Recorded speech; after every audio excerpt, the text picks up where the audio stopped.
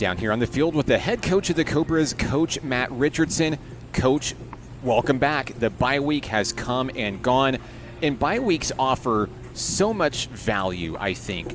Opportunity for growth, reflection, healing, extra time for strategizing. What has a bye week meant to the Fountain Lake Cobras coming into this game? Everything you just said, from the rest to having a week of not having to worry about somebody else, and we can culture ourselves and just grow as a team. So there's tons of things that we use the bye week for, is enjoy each other, prepare and get ourselves better, and then physically get ourselves better. Team is coming off of certainly its best performance of the season, a huge dominant victory on the road at Center Point.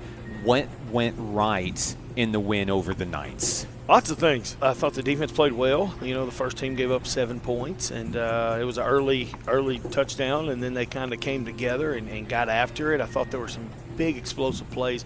Michael O'Brien, playing linebacker, I thought did really well, and he had some big explosive plays.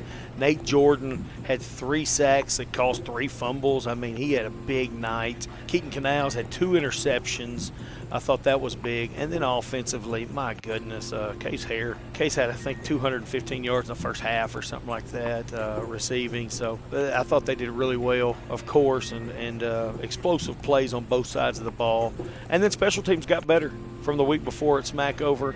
I thought that, I thought it got better. So I was excited about that aspect of the game too. It's obvious that you and Coach Rogers have a lot of mutual respect for each other. I saw that there were potentially multiple opportunities for you to go out and maybe put in that exclamation point and that, start the sportsmanship clock, but you utilized that time instead to really grow the underclassmen and get them some valuable game time experience. Just how important is that, knowing what lies ahead? Well, two reasons. You got to get those guys better, and another reason, those guys practice too hard not to get some love. Coach Rogers is a really good friend of mine, always has been, and I was a kid that grew up at Cutter Morning Star back when Cutter was not what Coach Finley has them now. He's got them competing. I was that kid, and it was never fun to be on that sideline taking that, so I've never done that to another child. But more importantly than even doing that is we gave our kids a chance to get in, get some reps, and some of our younger guys get better. Obviously, this is a date that you've had circled on your calendar. Now the battle comes to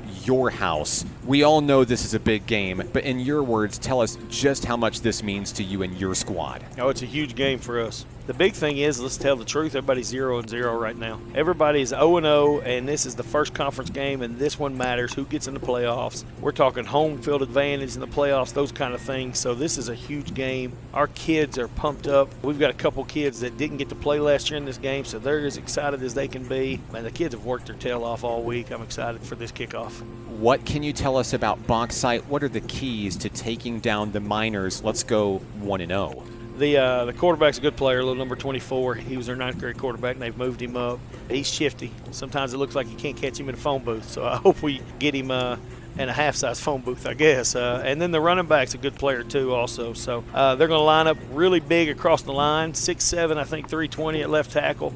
I think he's committed to SMU. He's a good player, but I just keep telling our kids he's a 17-year-old child. You got to go out there and get after him and play as hard as you can. They're big and bulky up front, and they are big and heavy, and they push around. They're really good up front. But we've got to attack. That's the big thing we have to do. We can't stand there and look at them and say, oh, my goodness. We have to go attack and get in the backfield defensively. Offensively, let our weapons play. Let Cooper Bus be Cooper Bus. We've got to make them stop Peyton Harwood and Case Hare. We've got to take the line of scrimmage, and we've got to make for sure that we get push up front, so when it's time to run the ball, we can own the line of scrimmage and get some yards rushing this week too. And then special teams, I think there's some areas we found that we can attack, so I'm excited about that. I think that's a third aspect that we've got to set ourselves up for extra possessions or extra scores on special teams.